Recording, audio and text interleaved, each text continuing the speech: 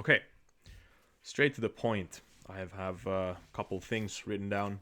I'm gonna go through them, but I haven't really seen like a great video going over all the connected, like how the series has evolved from Demon Souls to Elden Ring. Um, I won't be touching on Sekiro and Bloodborne, but this is pretty much. I am in the belief that the Elden Ring is pretty much fulfilling the vision for Demon Souls. So there's a direct kind of universe um, uh, crossing on that line. Bloodborne is a little bit like out of the way, and Sekiro is completely its own thing. So yeah, I already recorded a 2 hour video of me talking about this thing, but I'm gonna be making this a little bit more streamlined and gonna get straight into the points of things. So I recently played through Demon Souls. I'm gonna be showing you some pictures. Just bear with me. Um, yeah, this is my character. I recently played through Demon Souls and I had a blast. The way that I've played the games, I started from Dark Souls 1, played the Prepared to Die edition. Then when the remastered came out, I played that one.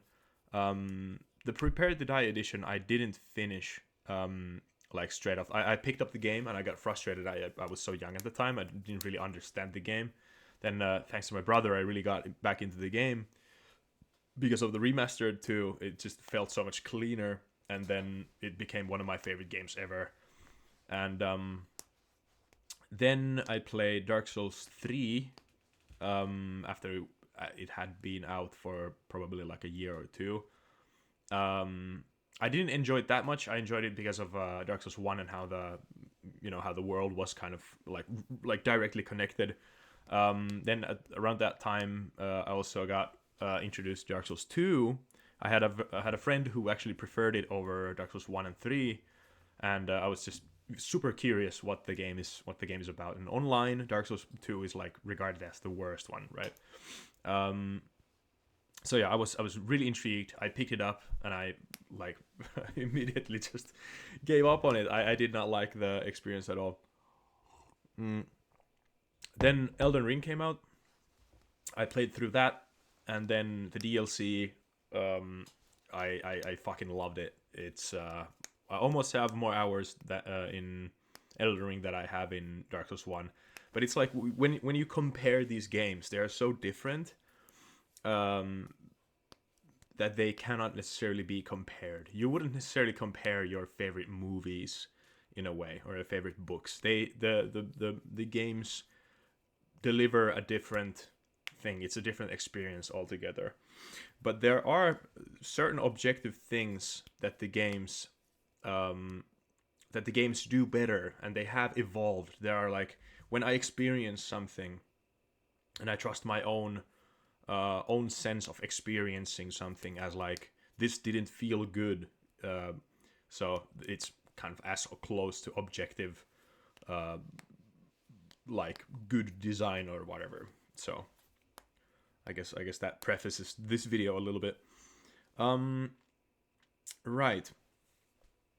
Playing through Dark Souls, yeah. So started with 1, then went to 3, then Elden Ring, then 2, and now Demon Souls. The people, I just want to say this. People say that Dark Souls 2 isn't really connected into the Souls series. I would say that it's the most similar to Demon Souls. And people just they somehow either they haven't played Demon Souls or whatever, and that's where the disconnect just like kind of comes from. Okay, we've gone through the first chapter of the video. Let's start from how Demon Souls teaches you the game. How do you learn the basics of the game, basically the structure of everything. This is the spoiler. So okay, I'm gonna be. I expect that you have played these games previously, or are familiar with the Souls genre. I won't be explaining everything. I will, and there will be spoilers I will be talking about. NPC quests line couples how but mainly the general idea is how the concepts have evolved. And if I didn't mention it already, I think Elden Ring is fulfilling the original vision for Demon Souls in many ways, and I'm going to be explaining that throughout the video. So, okay, how does the game explain itself to you? What's the language? How is it being conveyed to the player experiencing it? The level design, I'd say how the game opens up to you. So we think of the games like branching out the level design and the game design as like a hand, and there are like different stages when you get to the palm and you get to spread out from the fingers, right, to the like different goals. All of these games have like different areas and different bosses. Basically, that's the Souls genre, kind of a Metroidvania. And Demon Souls and I'd say like all of the games have that sort of structure, but like some games are more linear than others, so the structure is not that easy to notice. But it's very noticeable once you have experienced every game and just like know where to look. So in Demon Souls, you start the game, you go to the through the tutorial, you die to the tutorial boss, or you kill him or whatever. You get teleported to the Nexus, which is the main hub, and from there you go to the world 1-1. So it has this like a Super Mario level type of level thing where you just go from portal to the world, and then there are like different checkpoints within that. So it's divided into 1-1, 1-2, 1-3, 1-4. So in terms of linearity, up until that point, you're supposed to, or kind of you're forced to complete 1-1, and then you get sent back to the Nexus after the first boss, which this is probably, I would say, 45 minutes to an hour into the gameplay. If this is your first time playing the game, or this style of the game, it'll probably take you a little bit longer. At that point, the game opens up. You can go to any place or any archstone and to start climbing through the fingers to the main bosses, basically. So you go to Boletaria Palace, and then you go back to Nexus, and then it unlocks, and now you can go anywhere.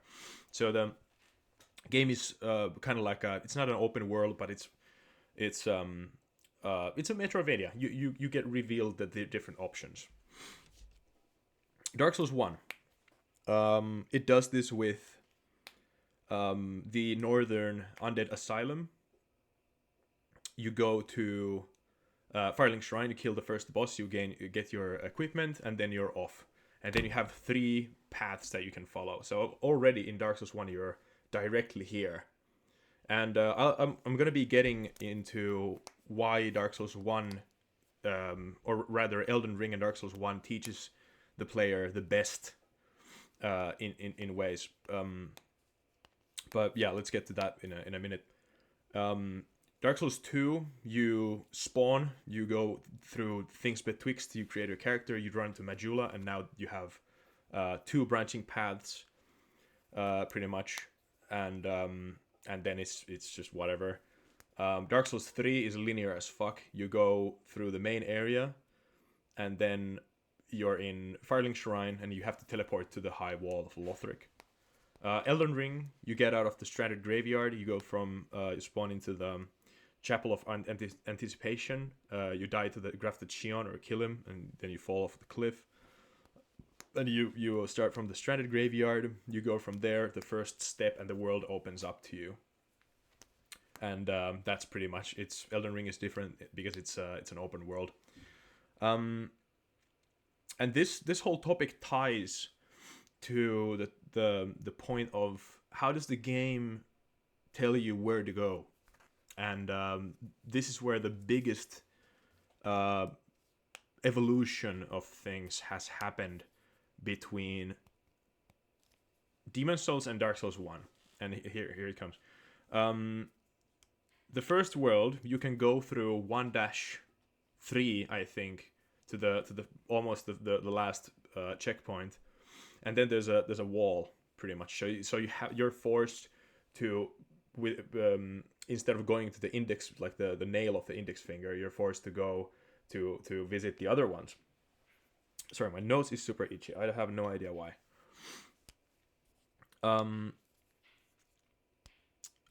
So from there, you hit a brick wall, quite literally.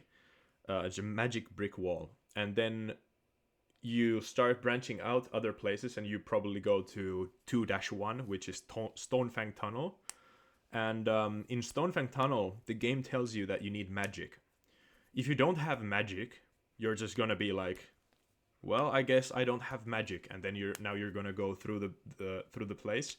How I experienced it, I went through 2-1, 2-2, no, 2-2. I killed the armor spider, which is the first boss in that area. And it was a pain in the ass. I didn't have any magic, so I just fucking brute forced it. And I got to the flame lurker boss, and the environment is telling you that you're not supposed to be here in a way, but you can go through it. It's not as difficult as going through the catacombs in Dark Souls 1. We'll be getting to that. So you can, the enemies are super passive. You can run past them. There are a couple enemies that block your way, but it's nothing that bad. But yeah, when you get to the flame lurker, which is the checkpoint after that is the 2-3, second to last checkpoint, you realize that you cannot damage it if you don't have magic, and it's probably way too difficult for you even if you have magic. So at that point, you are so deep in the cave system, and this is like a mining system. So you're in the caves, you have no fucking idea how to get back. There's like a legitimate maze there, and now you have tons of souls, and I felt frustrated when I got to the point in the game that tells me that, oh, you're not supposed to be here yet. So you just have to go backtrack all the way and start looking for another route or whatever. And that's like 2-3 hours into the game, for me at least it was. Dark Souls 2 doesn't really tell you that in it doesn't really have the same design as it's straight open. You have the two paths, and the most difficult area, which is it's the giant well, the what's it called? Not the depths. It's the sewage area right under Majula. You can't really go there yet, because it's locked away from fall damage. You have there are like different levels to the tube, and you're supposed to make it to the bottom. And if you jump, you don't, at the start of the game you don't have enough HP, so you're just gonna fall and die, pretty much like this. And yeah, it's both of the Forest of the Fallen Giants doesn't have the more difficult route. It's pretty much, it's as easy as Heidi's Tower of Flame.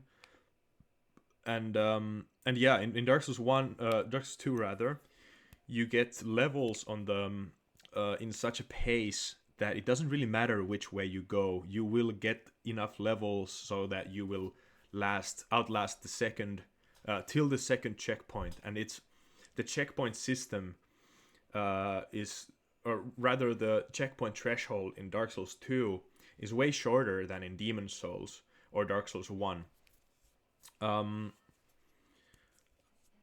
Yeah, so Dark Souls 2 doesn't necessarily teach that like enemies are, that you're not supposed to kill this enemy right then and there. There are a little bit like less subtle, or like more subtle hints. I guess the big ogres are in that way, like in things betwixt. You see this like monstrous enemy, and you're like it's just like it chews your head off, and then you're like, well, I'm probably not supposed to be here. So that there's like a different design philosophy to that. But yeah, Dark Souls 2 also, it gives out small hints, like it leaves out those like smaller like quests that you're supposed to come back here later. And there are like more of those than in the other games. Dark Souls 3 at the straight when you spawn, there's the in the stranded graveyard again. I can't remember. Is it like secluded graveyard or whatever? There's the giant crystal lizard. It's not impossible to kill it straight off the bat, but it's like the branching path goes like this, and then the lizard is here. It's not impossible to kill it. Let's zoom out here. Funny. Yeah, and that it kind of like it teaches you the same thing that some enemies are like better to be left for later stages, but it's not necessarily. I love that. I love the way that Dark Souls 1. Did I go past Dark Souls 1? I think I did. Dark Souls 1, there's the catacombs, which the skeletons will kick your ass if you go that way, and that's like legitimately the best way to teach the player that some areas are better left off. And the graveyard is so close to the Firelink Shrine that you're kind of guided that way, but it's guided in the way that it like leaves a mark in your mind that you're supposed to come back here later. And when you go underground, it's dark and there are ghosts, and you're like, what the fuck, I can't even damage these. And if you manage to find one of the hands or the curse marks or whatever, and you fight the ghosts, if you put one and one together, then you realize that you cannot even deal enough damage to kill them. So that's obviously a second place. You cannot necessarily progress. And then, well, if you have the key, you go to Valley of the Drakes.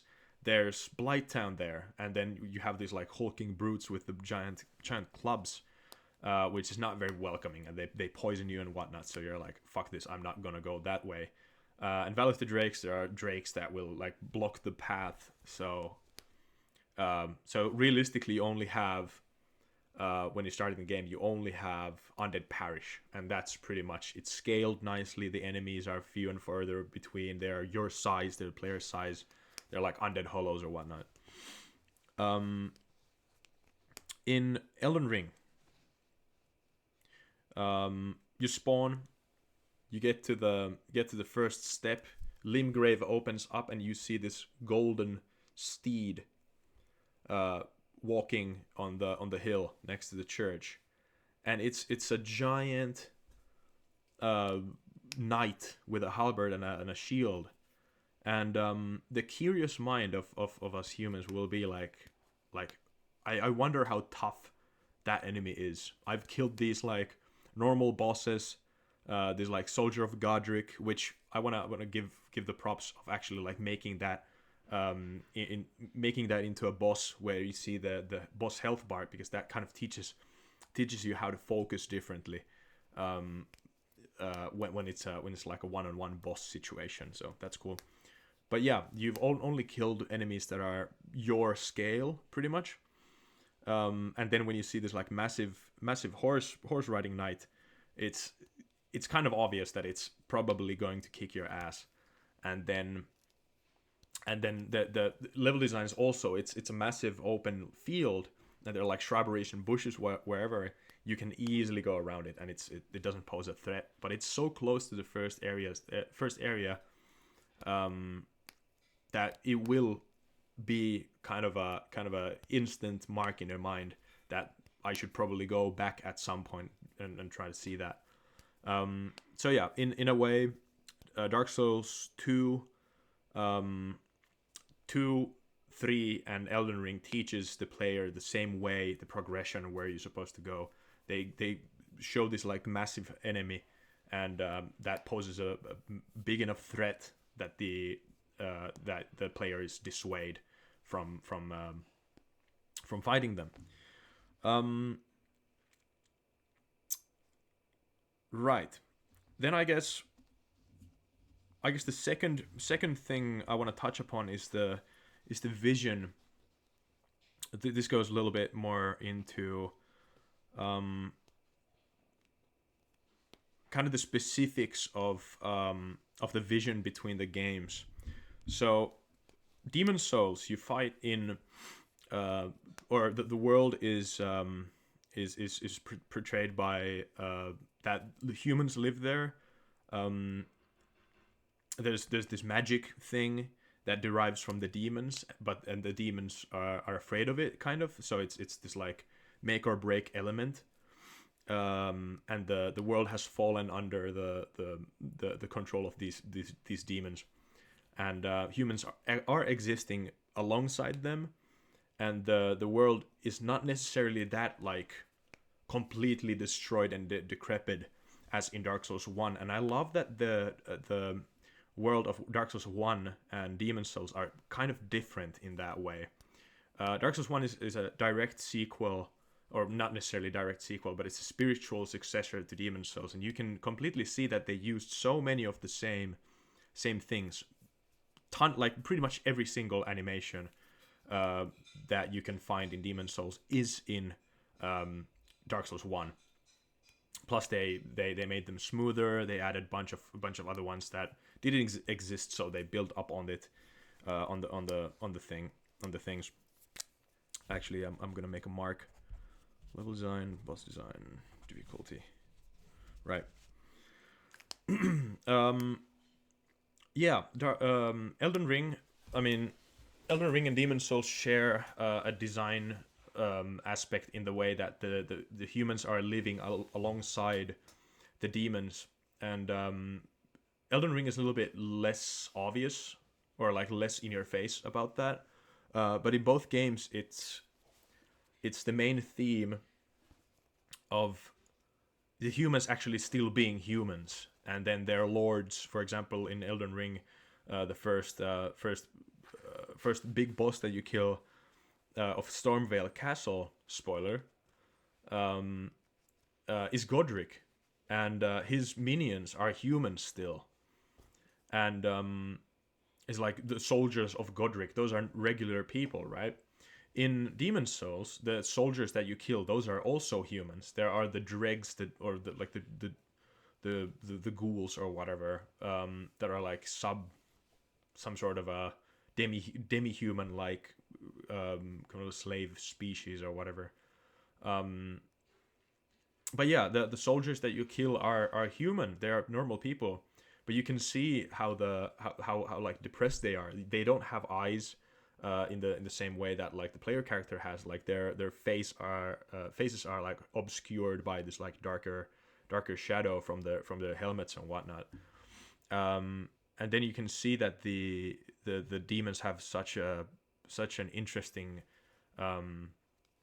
effect on the people. So there's in the castle, Boletaria Palace, there's the king in the castle, and then and it's ruling the place, but he's gone so he's gotten so disconnected from the rest of the place that these like corrupt officials, called the fat officials, which are these like disgusting hat wearing. This is actually the hat is from one of those. Yeah, so the government is like completely corrupt, and the demons are living alongside the humans, but the humans are oppressed to the point that they're pretty much just like cannon fodder, and you are a human killing other humans. So that's fun. But in Dark Souls 1, they kind of did away with this. I think it was from like how I feel, that is it probably makes the player feel more desolate, and a little bit less disconnected from the world in that way that normally a human, it doesn't make sense that you're just fucking slaughtering people like in the thousands and not being like normally people are sympathetic. They would be like stop fighting, like I want to be your friend, and like why do I have to do this all the time? So you cannot argue with like a undead zombie type of a weapon, so type of an enemy. So it makes that kind of a thing more easy, and it really, the games tell a different kind of a story, and there's more time has passed with the pretty much the cycles of the timeline. Dark Souls 1, there's already been a bunch of cycles of the lords of the fire being rekindled, um, and the world is pretty much the humanity is driving so thin that and the embers are like flowing in the air and everything. It feels the world feels like it's dying. In Demon Souls, you find these areas that are pretty much like they've been abandoned for a long time, but it hasn't been that long time. You know, the Castle Boletaria is still up and standing. It's not in ruins. It's in a good shape. Um, yeah, nothing is like that overgrown. I guess like the places that like really like Tower of Latria, that is like what the fuck happened there? That's like legitimately disturbing in its design. Um, yeah, and then also like Dark Souls 2, I love the environment of Dark Souls 2 because it's kind of derivative from Dark Souls 1 and not so much from Demon Souls, but there's this like kind of a um fresh world. Actually, it is kind of also blending the the the theme of Demon Souls having this like decrepit king who lost its mind and now it's wandering in the dark tomb. Spoilers. And it's pretty much but it throws a twist where it's not a demon necessarily who manipulated him to go mad. It's the essence of the first human. It's like a shard of the soul of Manus from Dark Souls 1 that corrupted the queen Najka, I think, and then she overthrew the king, and now the whole world has sunken into this like state of despair. Um, so yeah, Dark Souls 1 is derivative of of Demon Souls, but it's different. I love the way they didn't make a direct sequel. I love the way that they used the design aspects and made a completely different world. You can pretty much see Dark Souls series, Dark Souls 3 and Elden Ring having the same exact gap between them, kind of. Um, right. The Yeah, and going back to like Berserk, which is the, the the manga by Kentaro Miura, which I have read, and there are a bunch of these like mystical values and ideas that like the manga and the anime series share with the Soul series. It's not a secret, but it's so cool seeing these like giant elements and the key core elements of Berserk being so like brought to life in a video game environment in these games. The Yeah, in Berserk, the one of the main characters, Griffith, goes turn my table goes through a rough time. He pretty much wants to become a king, and he falls ill through. Well, he gets tortured for like a year, and he's pretty much a corpse. And his like dying wish is he pretty much sacrifices all his friends and the band of the Hawk to the demons to become a demon king himself. And then there's like he fulfills his dream of become like uniting the kingdom under this like one rule, and there's this like mystical utopia land. And it's also very cool how you see the same element of the player character seeing a castle in the sky. And for example in Demon Souls you see the vision of you see the Boletaria palace up in the like over the wall in some certain spots, and at the end of the game you are in the highest tower and you can see the whole area. One more point. NPC quest. Yeah. In Elden Ring it's the Stormvale Castle and the Earth Tree all the time. Dark Souls 1 it's Anor Londo and whatever Anor Londo is the first thing you see in the cutscene and whatnot, so it's like that it's there. Dark Souls 2 you can see different tower, like Heidi's Tower of Flame. You can see the Dragon Lake Castle in the background. So there's always the idea that there is somewhere where you have to go, and it's not only there to be like a goal post. It's also about this like dream of like, you know, completing the game. Kind of rounded statement there. Yeah, and in Dark Souls 3, there are these like different landmarks, and the it's pretty much the same as Dark Souls 1. What's next? Level design. Dark Souls, or rather Demon Souls. Let's start with that one. The Dark Souls genre, as in like a good Metroidvania type of game. I loved how Demon Souls gave you, or how it pioneered the what's it called, the formula of, well, it didn't really pioneer it, but maybe in 3D and in the Souls, like, it's one of the crowning achievements is the level design. How you have these checkpoints, but in between the checkpoints you have a shortcut that aids you in going from one checkpoint to the second, the pinnacle of the checkpoint, and then you get the checkpoint after the boss fight.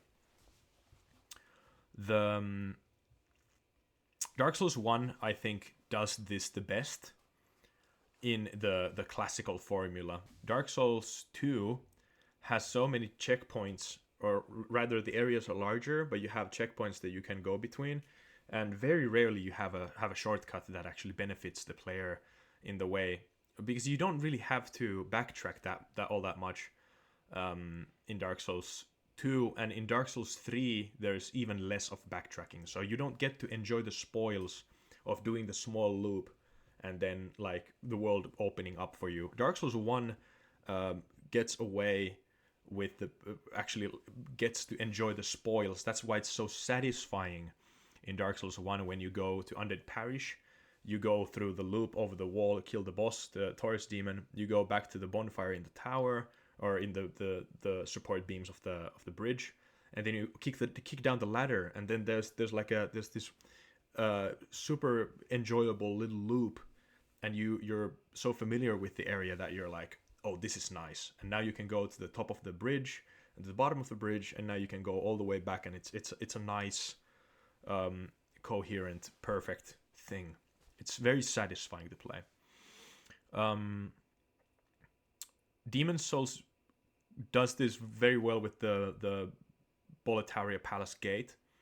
With you go through the gate, you go from the left side, you go down, you open up a shortcut so you can get to from like next to the gate. You would otherwise have to go all the way around, so you unlock a shortcut and you can go to the top, and then you go do like a massive circle, you go back, and then you open up the main gate, and then you have a shortcut from the first checkpoint to the boss of the area. It's right in your face, and from there you continue further up through the 1-2 then onward, and then it's more linear, and then you find yourself at the final wall of the game. Dark Souls 3 doesn't really do these like shortcuts that you have in High Wall of Lothric. You have one general, or like one massive shortcut, which is the lift. But the game, it's you have a larger area with like one major shortcut, but you don't do much of backtracking to get like so that you would actually get to enjoy the shortcut into its like fullest. And also Dark Souls 1, you get to this point has been like, praised to death, but anyway, you get to the Undead Parish, the church, and then you meet up with Andre, and then there's the lift. You go down to Firelink Shrine, and you're like, what? It's crazy. But it's so important that like at the stage of the game, Sense Fortress and Firelink Shrine aren't that far away from each other. You can travel the distance by foot, and it will take you like 3 minutes or whatever. It's fine, And then at the end of the time when the time to run from Anor Londo all the way to Firelink Shrine starts to become too long, you get the Lord Vessel, which you can warp between the bonfires. So that's not an issue anymore. And then I love the fact that you cannot use every single bonfire the first time you get the Lord Vessel, because you have to explore the same areas that you have already been in. You have to explore them again, the rest of the bonfire, and now you can teleport to them. I appreciate that. I appreciate that so much, because now you get to experience the way that your character has evolved and how strong it has become. Very cool. Elden Ring, it has larger sub areas. For example, not Lothric Castle. The Stormvale Castle is the first area that has sort of a shortcut. You get to the you go through the wall into the tower, and now you have a pretty much like a checkpoint at the top of the tower, which you can then spread out to the different areas, and you unlock like a giant lift that takes you to the bottom level. There's like another giant lift that takes you to the very bottom. You don't necessarily have to go there, but it's a secret area anyway. But yeah, there are these like bigger sub areas that have these shortcuts later on, and yeah, they pretty much play like Zelda dungeons with less puzzles. And I guess like the Soul series is not necessarily, they're not puzzles. They're the puzzles that you have to solve in the game are pretty much just that, like you have to cut down like or you have to operate two things to open up a gate so you can go through. That's the extent of the puzzles. Zelda games are like way more like the puzzle nature is actually like way more of a thing. The enemy and boss design is more of a puzzle in Dark Souls games. We'll be getting to that also soon. Right, Elden Ring also, if you look at the checkpoint system, also how it translates to the boss design, is that you can have harder bosses in the game, and more variety of different bosses, and you can expect the player to learn more, because the run backs to the bosses are instant basically in Elden Ring. I find that in Demon's Souls, I enjoyed the aspect a lot that the bosses are not that difficult. The run back from the checkpoint to the boss was sometimes like really annoying, but you get so much healing items that it's completely fine. And the gameplay loop of Demon's Souls is that you inch a little bit always further. You get familiar with the surrounding area. You get better at killing the enemies, and the enemies pretty much always drop some sort of a healing item. So there's a good trade. For your efforts. If you take damage, it's not that big of a deal. And at the end of the game, you will have an abundance of healing items, so it doesn't really matter. It's not necessarily about the difficulty, it's about how engaging the environment is. And pretty much playing through Demon's Souls was like experiencing Dark Souls 1 for the first time, which was so cool. And I think Dark Souls 1 is the best designed, because you only have Estus flasks, and they are so limited that you have to be so meticulous about how you go about, and like there are actual risks. You know, you don't necessarily know where the second checkpoint is, so you do like a Hail Mary run, and then you see like, oh, it's right there, I can do that on my next try. So you do that, you do the push, and then you get to the checkpoint, and then you have like a shortcut, so it's nice, it pays off nicely. But yeah, Demon's Souls is a little bit different. You do these pushes a little bit further away. You have no idea where the next checkpoint is, and very, very early in the game you learn that you will pretty much have to kill something difficult or something like major to gain the next point. So you learn the area, learn how to maneuver it in the way that you will have enough healing wares to get through the boss So it's a little bit more meticulous, and it takes like planning, actual planning. Dark Souls 2, they added the healing stones, and they added them because of or apparently this is how I understand it, is because of the healing stones are supposed to be for the run from the checkpoint to the boss fight, and Estus flasks they heal more, they heal faster, they take more time, so it has to be more calculated. Enemies don't replenish your Estus flask charges, but they will drop the healing stones.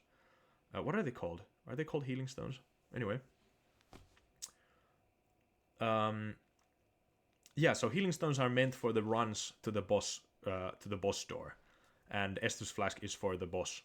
And I appreciate the idea, and I like the idea that Dark Souls 2 tried to do, but it actually just kind of became so that the healing stones are so overpowered that you just spend them in the boss fight, and it's just kind of like fucks up the balance in that way. I find myself buying too many of them, and then I pretty much don't have to worry about Estus flask heals.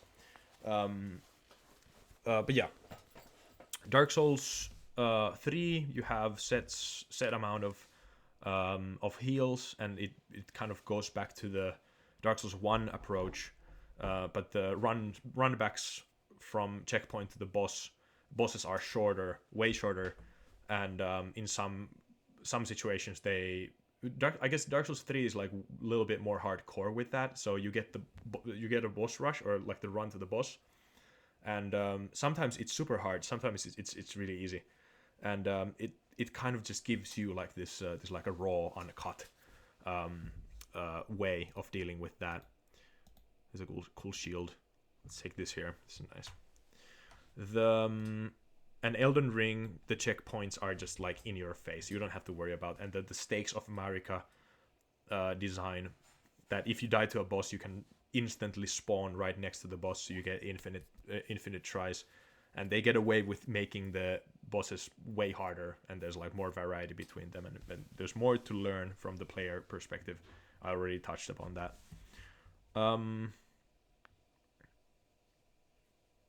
Yeah, I think I touched upon the level design pretty much. I want to talk about like architecture of buildings. Dark Souls. Oh, this point, yeah.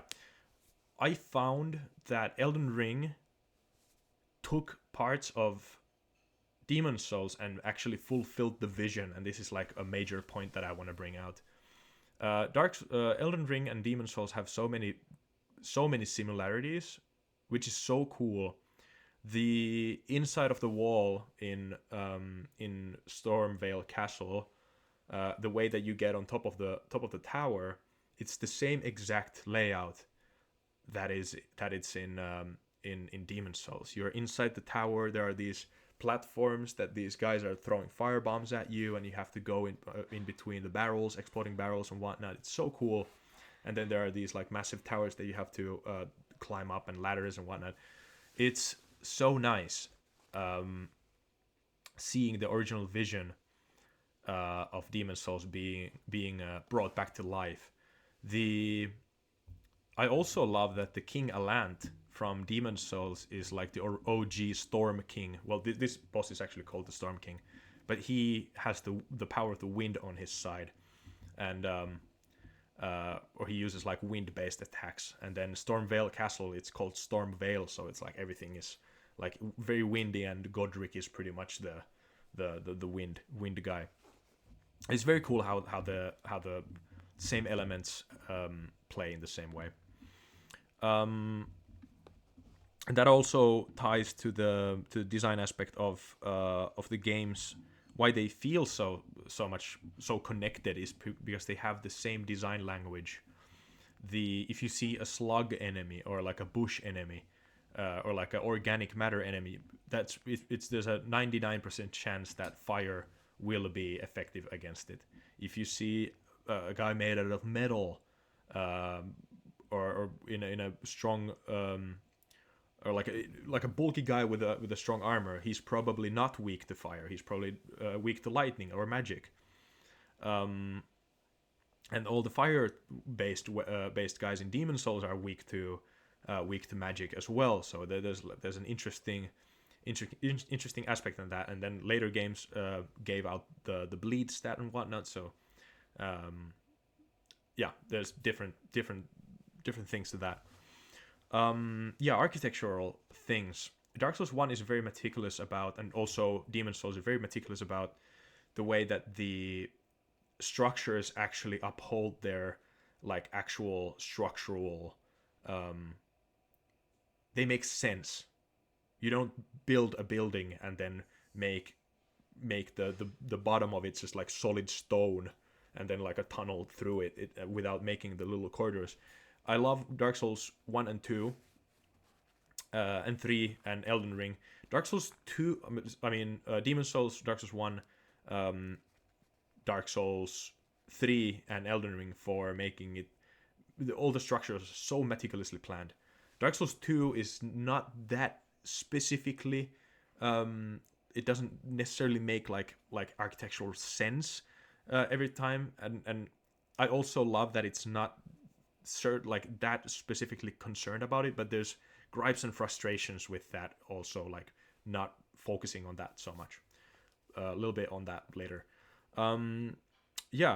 Take the Undead Asylum from Dark Souls 1. It's architecturally, it makes sense. You have the bottom layer, you go through it, there's a courtyard, pretty much all the balconies you see are accessible and you will go through them. You go through the main gate, there's the Asylum Demon drops on your head. You go down to the basement, you go from the side tower to the outside balcony.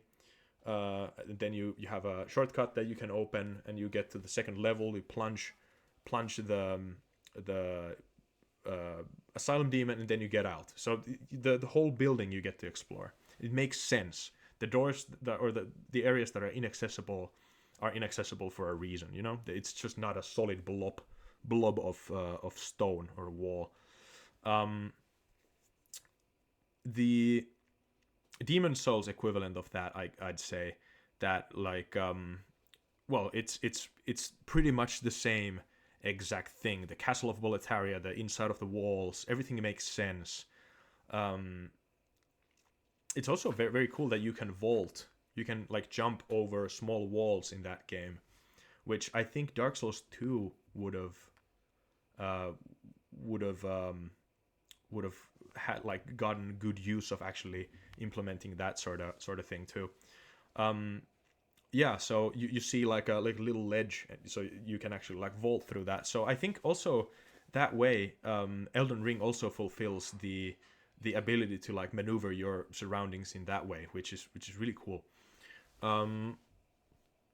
With the jumping and whatnot, and then also there's the horse riding thing, which is also so nice. In Demon Souls, you see the corpses or like carcasses of horses all around the Boletaria castle, and you're like, why are there no horse riding enemies?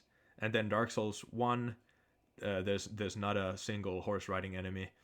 Dark Souls 2, I guess there's the chariot, but whatever, it's like a set piece on a stage. Is there in Dark Souls 3? Not sure. But finally in Elden Ring we get horseback battle, and then you see all of these. The massive major first boss that you see is the Erdtree Knight or Erdtree Sentinel, and it's on a fucking horse, and you're like, oh, that's so cool. So it took them this many years to fulfill the vision of the horseback battle idea. Very cool. Also in Elden Ring, I find so many similarities between, for example, all the caves, the tunnels, Stormvale, the Stone Fang tunnel from Demon Souls. I get the same exact vibes in that area as I get in Elden Ring's the mining, the mines and the caves, the ambience the same, and then also in Liurnia of the Lakes, when you get to the ravine, there's the whole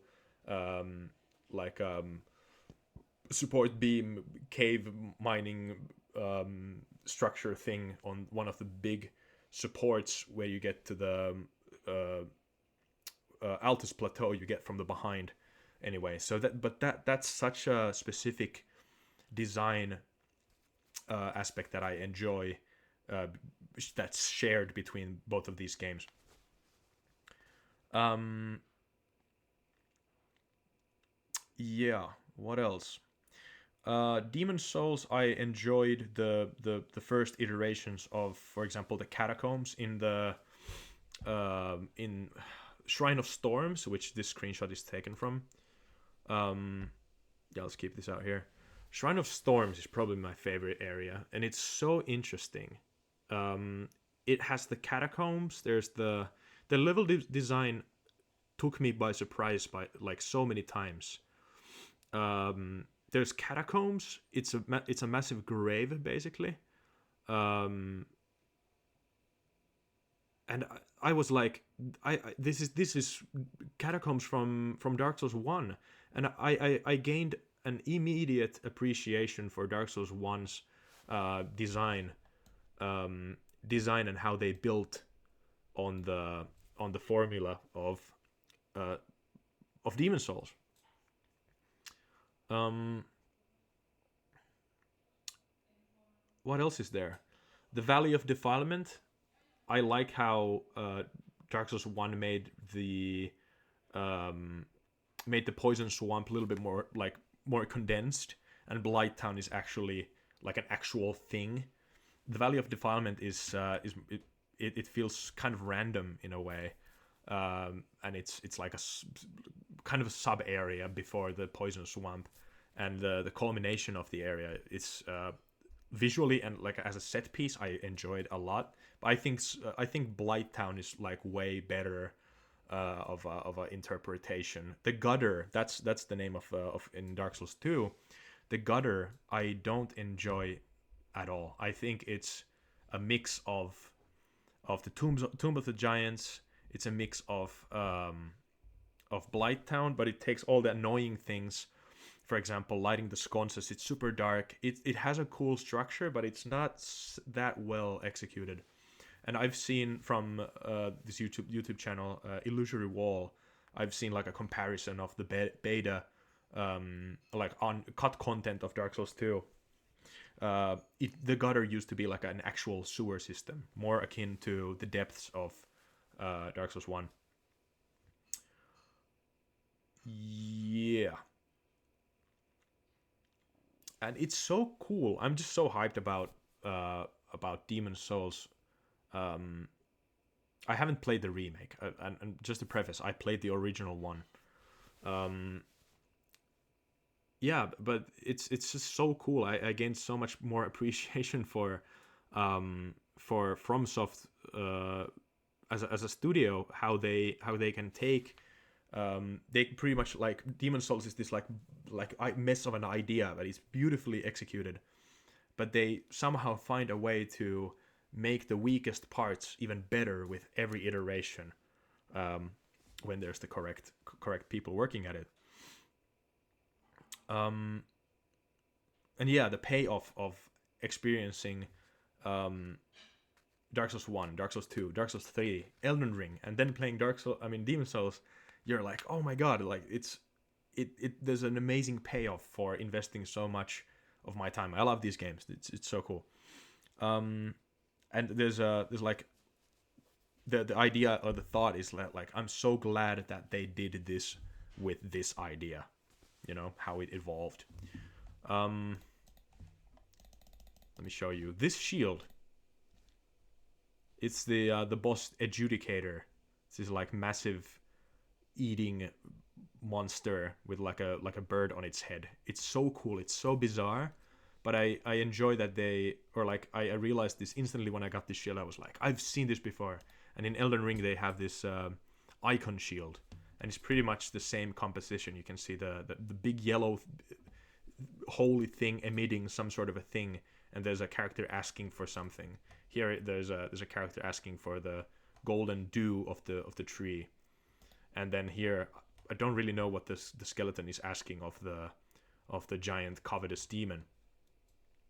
But yeah, this same sorts of design aspects. Here I invaded and the host is falling. Fun picture. The NPC quest. Let's take this here. The NPC quest line of Demon Souls. There's pretty much the Ostrava of Boletaria, which is the first NPC that you come across in the wild, and you don't know it straight away, but he's the son of the King Alant. And I love how Dark Souls 1 made that character into 2 quest lines. And after describing that, let's play a little game here. The game is guess the quest line. Which 2 quest lines were derived from this one character? All right. Ostrava of Boletaria. I think that's his name. His father is the king. He's a knight who requests your help, and he gets stranded multiple times. You save him, and then he's indebted to you, and at the end,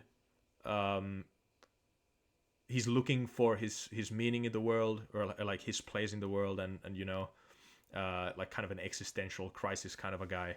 And at the end, he tries to go and get rid of the problem, which is his malformed demon of a father, and he dies, and then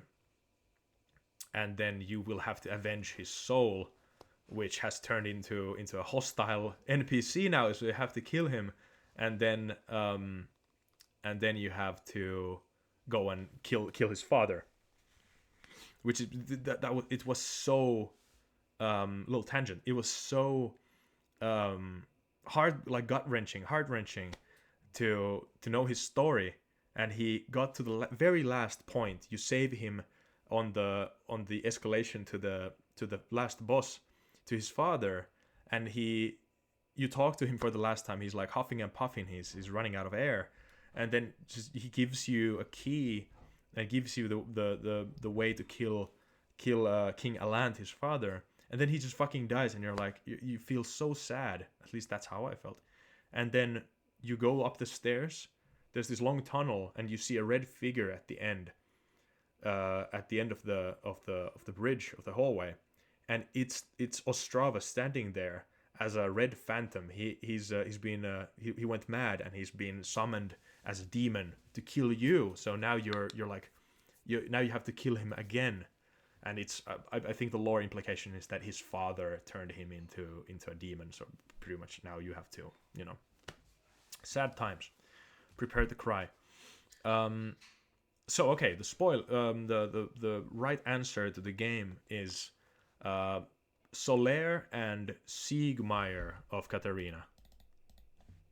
Here we have a screenshot. Sieglind and Siegmeyer in the Ash Lake. Let me make myself a little smaller. Let's put myself here. Rather, let me put myself here. Okay. The NPC questline, how they evolved. The Siegmeyer is a hero. He came to Lordran to look for adventure and to kind of prove himself. He's undead, so if he dies, he's gonna go hollow and lose his mind. And you save him multiple times, and this really becomes his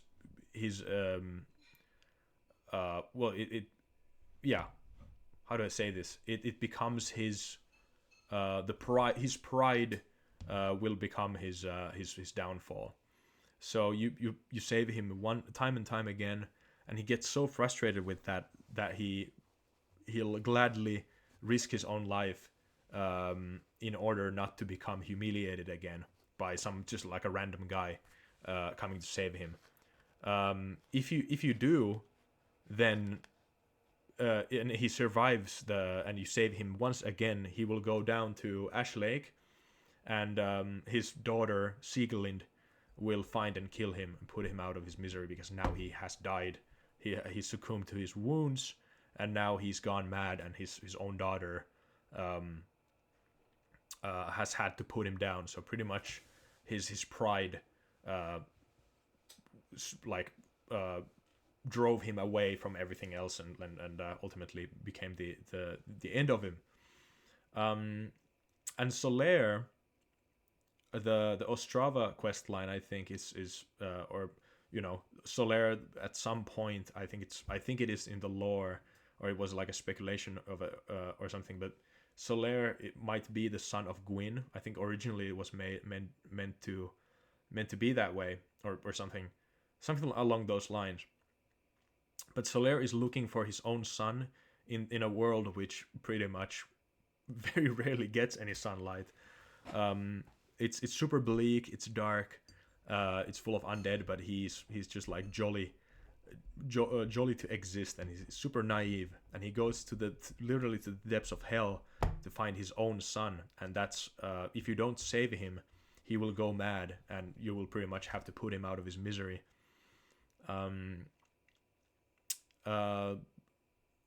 Yeah, Ostrava is also, he's not necessarily that jolly, but yeah, there's the same sort of vibe to a guy being not really seeing the bigger picture, or kind of living in like a denialism in a way.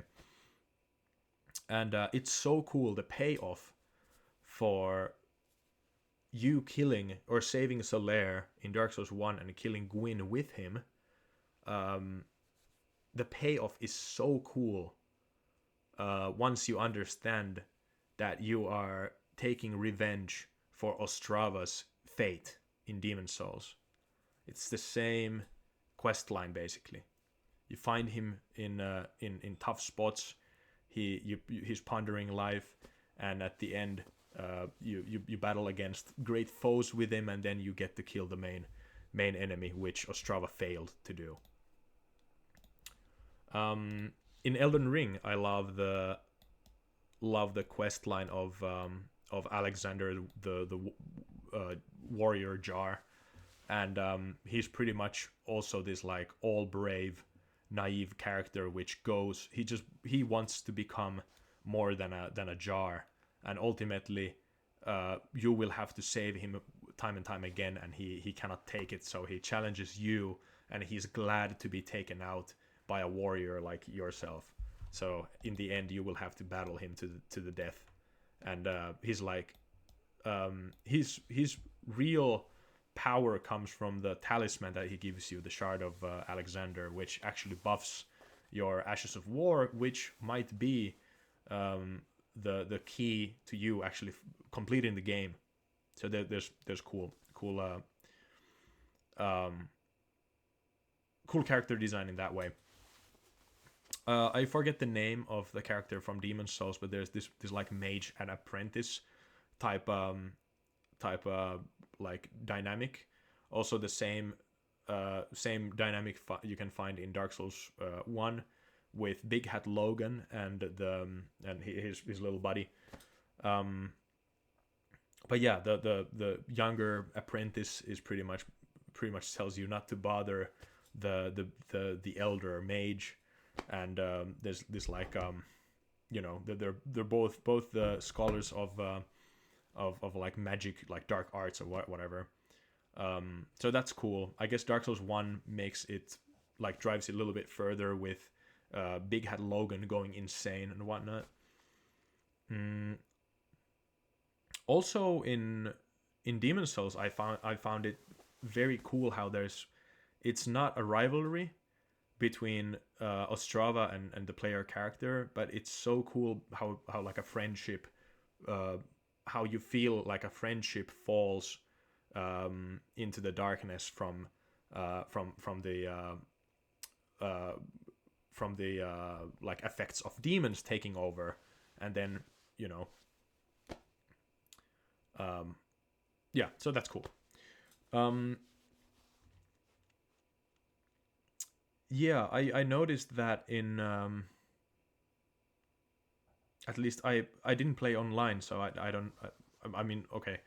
Um, I don't think were there any NPC. I don't actually know this if there are any NPC summons in Demon's Souls. I don't think there were. Yeah, I don't think I saw. I would have probably seen at least like one NPC summon that you could have summoned to aid you in boss fights. Um, yeah, let's talk about a little bit of the music. Um, music is such a big thing in these games. Sometimes I wish that Elden Ring didn't have music in some places, but the music has been composed in the way that it um, suits the environments and it actually adds onto the experience. It would be super obnoxious for Dark Souls 1 to have a constant OST playing in the background because the world is so fucking dead that it pretty much makes no sense for there to be uh, like a background music. The boss fights, the more like big orchestra composed epic chants, those add so much like a it's such a big vibe, and such a perfect fit that it just makes sense. I couldn't imagine the boss fights without the music in Dark Souls 1. Demon Souls music approach to music is the same exact um, as um, Dark Souls 1 and 2 and 3. Like they share the same music design, but Demon Souls is way more low key, and it's not as epic. It's not epic at all, pretty much. I love Flame Lurker's music because it's so depressing and so like ominous. Some people have described Demon Souls music as like silly and whatnot, but I don't see it as silly. I see it as like as twisted and a little bit out of like a little bit out of place in some places. They have a bunch of like percussions, like big drums and whatnot, and then just like sometimes an organ playing there, some strings, but the songs are so low key, because what you hear makes such a like the in game sound design has such a big uh, place in how you experience and how you learn the environment. I want to take, for example, the Tower of Latria, the Tower of Hope, that has been it's quite ironic name. It's a prison basically. Look at this! Look at these fools. Um, yeah, it's completely pitch black. This like assortment of towers in like above a swamp or something, and then in the middle, there's like a big tower that has this like a beating heart that's been suspended through uh, with like two big chains. It's such an interesting design, and if there was constant music, the setting of darkness wouldn't necessarily convey the same feeling that it does without any music. You hear the beating heart, and I for some time I thought that the beating heart or the heartbeat was coming from the demons that actually like fly around, the gargoyle demons.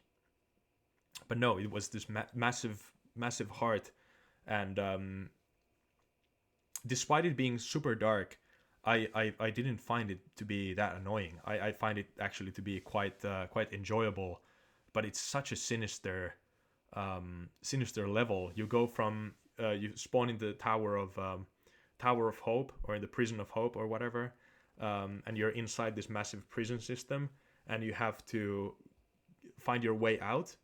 You have to free these prisoners. There's a couple people there, um, and then you come across this massive church, and there's the Fool's Idol boss fight, and you didn't think that it could get any darker than like this twisted torture prison system or whatever. So you get to the Tower of Latria, which it's like totally fucked up, and then at the top level, There's the man eater boss fight, which it's scary in and of itself, and then there are these like tentacle um, bell ringing like characters that will impale you with their tongue or whatever, and it's such an ominous and such a scary environment to be in, and yeah, also in the Shrine of Storms, the Reapers and the spirit, the faceless like spirit people that go in the graves. I thought that the environment was like actual peak. Um, Dark Souls 2, you would think that the game is like more dark and more scary than that, but Dark Souls 2 doesn't really give me the same vibes. It doesn't convey itself in the same way. It doesn't feel that like decrepit and that like bleak. If you look at this, like how this scene is composed, it's everything's bright. Everything has this like kind of a pale like flat lighting, and I think the lighting does a lot in these games. And Dark Souls 2, it's like it's more silly and more whimsical. So it's kind of driving its energy from the vibes of Demon Souls in that way. But Demon Souls doesn't. It's not necessarily silly for silly's sake. It's more sinister than silly. But I think Dark Souls 2 is more silly than sinister in that sense. It doesn't convey itself that well.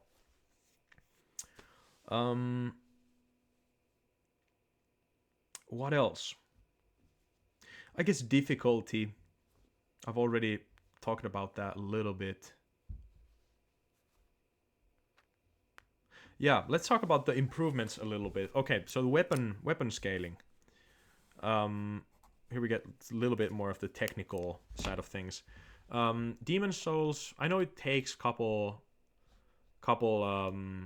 playthroughs to really like get your bearings on like where can you find what weapon upgrading materials, and that's fine. That's all well and good, but in Demon Souls I didn't find myself doing any other weapon enchantments other than just the basic. I used the claymore. That's pretty much my favorite weapon. You can't get more classic than that. Just the bastards or the basic claymore.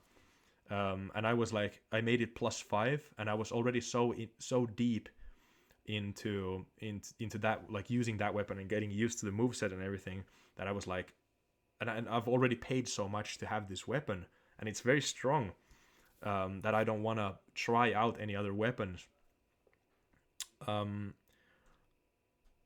There are a couple people that you can buy the upgrading materials from, but they are always in like, for example, Stonefang Tunnel. There's the disgusting, what is it called? Anyway, there's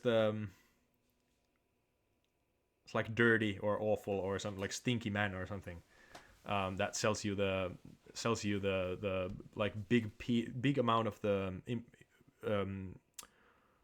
God, I'm finding it hard to speak. The upgrade materials to require to upgrade the weapon. So you have to go out your way, and there's a lot of grinding that you have to do if you want to make like multiple good weapons in Demon Souls. And also that ties in with the inventory system. A little bit on that later.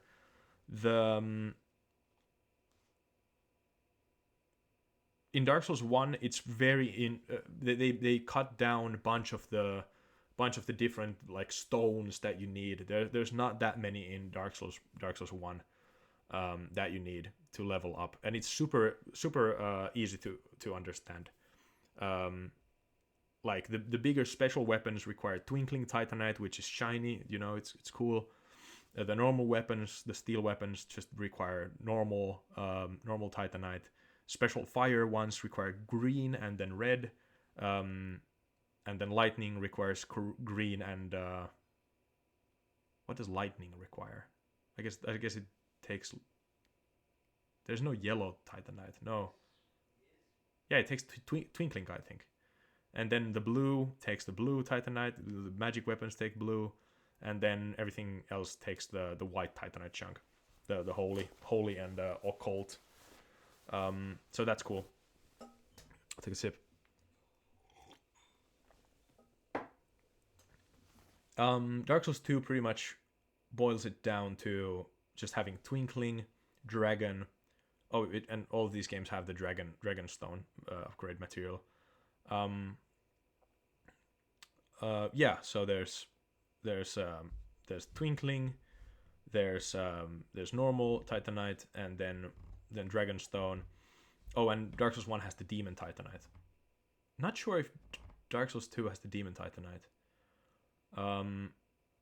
Dark Souls 3 streamlines it a little bit, and Elden Ring has the best, I think. They have the somber smithing stones and the normal smithing stones, and they get more legendary. I don't mind having like plus, like normal ones all the way up until like plus 10 or whatever. I think that's totally fine, having so many different ones, because the progression it's easier to and it's I think it's like good balance, that you can actually, if you know, you can go to a more difficult area to get like a good upgrade weapon, so that you can get like a plus 10 weapon like pretty much instantly if you wanna fight tougher enemies, or if you know what you're doing. I think it also makes these games like good speed games. Speedrunning is also one of the aspects that like I appreciate when a game is also, if it has good tendency to be a good speedrun game, it's probably good and fun to sorry, it's so itchy. It's probably a good game to experience outside of speedrunning too. Yeah. What else? The inventory system. Demon Souls pretty much has the worst inventory system. The equip load thing, I get what they were going for. It's like a sense of realism, that like that the player character cannot carry like a truckload of stuff with them, but it doesn't matter in these games. I honestly don't think that it matters. And the player character is already like a superhuman in that way, that it's already carrying like you can carry like 200 kilos with you, which is unrealistic as fuck. And then you can like take like thousand, like you can be crushed by a giant like ass, and or like a massive you can be, what normally would split a human like directly in two doesn't really affect the player character. So there's already, it's a video game, it doesn't necessarily matter because we are in a video game land. What else do we have here? So yeah, and I felt I probably missed out on so many cool weapons just because I didn't have the equip load to carry them. So that's also like kind of a thing. I guess it's for the detriment of Demon Souls, but it doesn't ruin the game. It's just a different style of designing. What else? I will make another one of these videos if I come up with more topics or more spots that I didn't cover. I already made pretty much like a 2-hour like first version of this video yesterday, but I just thought that I could make it a better one, a more streamlined one, with actually writing down some bullet points and going through them.